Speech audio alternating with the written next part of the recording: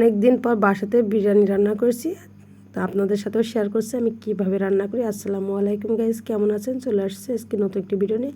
তো প্রথমে কড়াই দিয়েছি, আর কড়াই দিয়ে এখানে তেলটাও গরম হয়ে গেছে, আর আমি মাংস রান্না করার জন্য পুরো মশলাটা দিয়েছি। এখানে দারুচিনি, এলাচ, তেজপাতা, আদা, রসুন, পেঁয়াজ সব বেটে নিয়েছি ব্লেন্ডারে নিয়ে। আমি মশলাটা একটু কষিয়ে নেবো নিয়ে এখন যে আমি বিরিয়ানির জন্য যে মুরগিটা আমি রান্না করবো সেটাই প্রথমে রান্না করে নেবো। তো এটা চাইলে আপনি আগে থেকে টক দই মেরিনেট করে রাখতে পারেন আর লেবুর রস দিয়ে। তো আমি আগে থেকে রাখিনি, আমি এখন দিয়ে দিয়েছি। এখানে টক দই দিয়ে দিয়েছি 2 চামচ মতো, আর একটু নেড়েছে আমি একটু লেবুর রস দিয়ে দিব। তো এইভাবে কিন্তু আপনি বাসাতে ঝটপট বিরিয়ানি রান্না করে খেতে পারেন। বাচ্চারা বায়না করলেও কিন্তু আপনি এটা অনায়াসে রান্না করে দিতে পারেন। তো আমি এখন এটা মাংসটা রান্না করে নিব, আর আমি মাঝে মাঝে কিন্তু বিরিয়ানি রান্না করে থাকি, আর এটা খেতেও কিন্তু ভালো লাগে। তো আজকে আমি একটু বেশি পরিমাণে রান্না করেছি, যেহেতু আমি একটু গ্রামে পাঠিয়ে দেবো এর জন্য। তো আমি এখানে বিরিয়ানির জন্য যে মশলাটা আলাদা ভাজি করে বেটে রেখেছিলাম, আমি সেটা থেকে অর্ধেকটা দিয়ে দিয়েছি, আর অর্ধেকটা দিয়ে দেবো একেবারে রান্নার শেষের দিকে। তো আমি এখন মাংসটা ভালো করে কষিয়ে নেবো। আর মাংস রান্নার ক্ষেত্রে কিন্তু কষাটাই মেন, আপনি যত কষিয়ে রান্না করবেন ততটাই টেস্টি হবে। তো আমি সবসময় মাংস একটু বেশি কষিয়ে নিই, একেবারে ভাজি ভাজি করে নিই, যার কারণে বেশি টেস্টি হয়।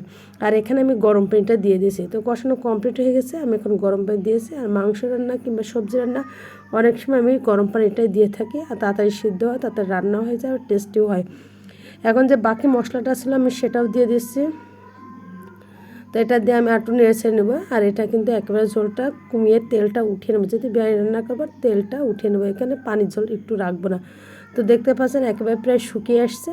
তো আমি পাশে চুলায় উঠায় রাখবো, রেখে আমি এখন চালটা ভাজি করে নেবো। যেহেতু বিরিয়ানি রান্না করতে হবে অবশ্যই চালটা ভাজি করতে হবে। তো প্রথমে এখানে তেল দিয়ে দিয়েছি, দিয়ে এখানে শুকনো মশলা দিয়েছি, এখানে দারুচিনি, এলাচ, তেজপাতা দিয়েছি, এখানে আদা, রসুন আর জিরা বাটাটাও দিয়ে একটু নেড়ে চালটা দিয়ে দেবো।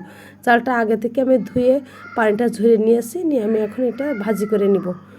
আর পাশে আমি রাইস কুকারে পানি দিয়েছি, আমি যতটা চাল দিয়েছি যত পট তার ডাবল পট আমি দিয়েছি পানি। অর্থাৎ আমি এখানে একটু বেশি চাল দিয়েছি, 5 পট চাল দিয়েছি, আমি 10 পট পানি দিয়েছি। দিয়ে আমি পাশে রাইস কুকারে আমি পানি ফোটাতে, তো পানিটাও কিন্তু ফোটানো হয়ে গেছে, এদিকে চালটাও ভাজে গেছে। আমি এখন এটা দিয়ে দিব, দিয়ে আমি এখানে বাকি উপকরণগুলো সব কিন্তু এক এক করে দিয়ে দেবো। আমি আগে থেকে আলুটা ভাজি করে রেখেছিলাম, পেঁয়াজের ব্রেস্তাটা করেছিলাম, তো আলুটা দিয়ে দিয়েছি। আর এখানে দেখতে পাচ্ছেন কাঁচামরিচ, কিশমিশ সেটাও দিয়ে দিয়েছি। আর এখানে দিয়েছি দুধ দিয়েছি, লবণ দিয়ে দিয়েছি পরিমাণ মতো, আর এখানে দিয়েছি বাদাম। তো আমি কিছুটা বাদাম বেটে রেখেছিলাম, সাথে কিশমিশও বেটে দিয়েছি, যার কারণে আমার বেশি টেস্ট হয়েছে। তো আমার কিন্তু এখন আমি এটা পানিটা শুকিয়ে আসলে এটা নামিয়ে নেব। তো পানিটা কিন্তু আমার শুকানো হয়ে গেছে, এখন আমি নামিয়েছি, এখন আমি এটা পাত্রে ঢেলে নেবো। তো দেখতে পাচ্ছেন অনেকটা রান্না করেছি, আমি একটু গ্রামে আমার শাশুড়ির জন্য পাঠিয়ে দেবো, এই জন্য একটু বেশি পরিমাণ রান্না করেছি।